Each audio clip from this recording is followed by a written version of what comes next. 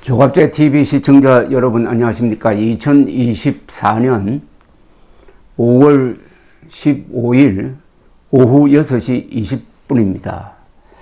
카이스트 이병태 교수의 글을 제가 가끔 소개를 해 드립니다.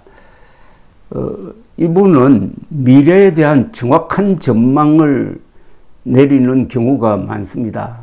트루먼 대통령이 이야기한 게 있습니다.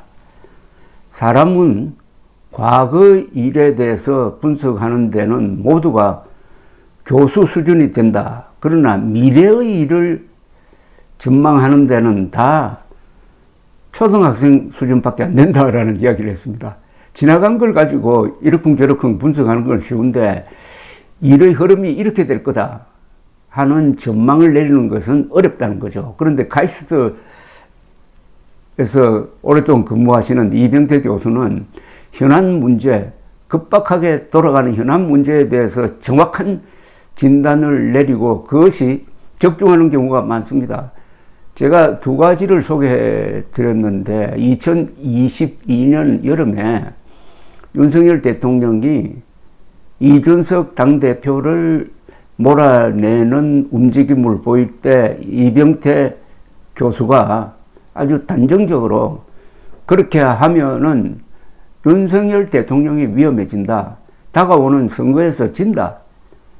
이준석 덕분에 대통령이 된 것을 잊어서는 안 된다는 그런 경고를 한 게 있는데 그대로 맞았고, 이번 의료 대란이 시작될 때도 이른바 의료개혁 드라이브를 걸 때도 이병태 교수는 시장 논리로 풀어야지 이런 식으로 2,000명 늘려서는 안 된다는 경고를 아주 몇 달 전에 내렸습니다. 그대로 되었습니다. 그런데 어제 또 중요한 글을 최보식의 언론에 올렸습니다. 이걸 제가 소개를 해드리겠습니다. 제목이 윤 대통령은 왜 민생토론회 유혹에 빠질까? 이병태 교수의 직격이라는 제목이 붙어 있습니다. 윤석열 대통령이 약속한 대로 민생토론회를 재개했다. 이는 중단되어야 한다. 처음부터 결론을 딱 내립니다. 그 이유는 다음과 같다. 본인이 중심이 되는 민생토론회는 경제의 구조개혁의 크고 복잡한 이슈들을 수기할 수 있는 자리가 아니다. 수기라는 것은 깊게 논의한다는 뜻이죠. 결국 민생이란 이름으로 포퓰리즘에 해당하는 배푸는 자잘한 이슈들 중심으로 흘러갈 수밖에 없다. 쉽게 말하면 대통령이 선심 쓰는 자리가 된다는 겁니다. 대통령이 산타클로스가 된다는 뜻입니다. 이거. 우리 사회의 역사적 과제가 무엇인가에 대한 전문가들의 수기와 해결책을 듣고 결단을 하는 자리는 이런 형식에서는 불가능하다. 그러니 개혁 떠들어도 국민들이 실감하는 개혁은 없는 자잘한 일만 하는 정부로 남아있게 된다. 민생토론회에서는 결국 대통령이 아젠다를 말하고 결론을 내어버릴 수밖에 없다. 그래서 이번 정부에는 장관들이 실종되고 있는 것이다. 대통령이 앞장서서 다 해버리니까 장관이 안 보인다는 겁니다. 의료개혁만 해도 복지부 장관이 실종되고 대통령이 전면에 나서면서부터 외통수가 되어버린 것이다. 장관이 일을 추진하다가 막히고 실패하면은 그 장관을 바꾸거나 그런 다른 방향의 해결책을 내어놓는 대통령의 결단이 있어야 하는데 그렇게 되면 대통령이 비난을 독박설 일이 없다.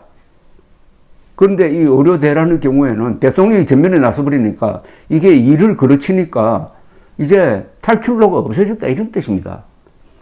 사안의 복잡성이나 전문성에 대한 이해도 충분치 않은데 개혁이라는 말만 앞세우고 대통령의 결단을 앞세울 때 출구가 없는 외통수가 된다. 이건 뭐 지금 의료 대란이 수습 불가능 상태로 가고 있고 법원이 이 문제를 해결해 주었으면 좋겠다고 생각하게 된 게 바로 대통령이 맨 앞장서 버리니까 물러설 수가 없다는 이런 지적입니다. 이병태 교수는 이어서 소통은 쇼를 많이 하는 것이 아니다. 소통은 국가적 중요한 과제가 무엇인지 먼저 식별하고 그 과제를 해결할 정책 수단의 타당성에 대한 확신과 추진 주체를 분명히 한 후에 본인이 대통령입니다. 대통령 본인이 확신을 갖고 설득하는 것이지 자질구레한 일들로 빈도만 늘려서 될 일은 아니다. 소통은 메시지와 메신저가 함께 설득력이 있어야 한다. 메신저에 대한 신뢰가 없으면 메시지는 전달이 안 된다. 틀린 메시지를 메신저가 강변하면 그것은 위험한 선전선동이 된다. 윤 대통령은 지금 신뢰를 잃은 메신저이다. 폐부를 찌릅니다. 신용이 없어졌다는 겁니다. 메시지를 더 자주 내보내기 전에 신뢰 회복의 숨고르기가 필요한 때다. 골목시장에 가서 떡볶이 먹고 재래시장에서 물건 사주는 식의 민생 살피기는 후진적 정치의 표본이다. 분야의 고수들을 총동원해서 좋은 과제를 식별하고 정책 수단을 강구하는 것이 진짜 민생을 살피는 일이다. 정책이고 개인적 선택이고 숙고가 없는, 숙고는 깊게 생각한다는 뜻입니다. 숙고가 없는 돌출 행동은 다 같이 위험하다. 민생토론회 유혹을 뿌리쳐야 대통령이 바뀐 것이 될 것이다. 여러분, 민생토론회라고 중계되는 그 보도를 보면서 느꼈던 어떤 의구심을 이병태 교수가 확실하게 풀어주지 않습니까? 윤석열 대통령이 달라졌다는 것을 보여주는 가장 빠른 방법은 민생 토론회를 중단한다는 겁니다. 감사합니다.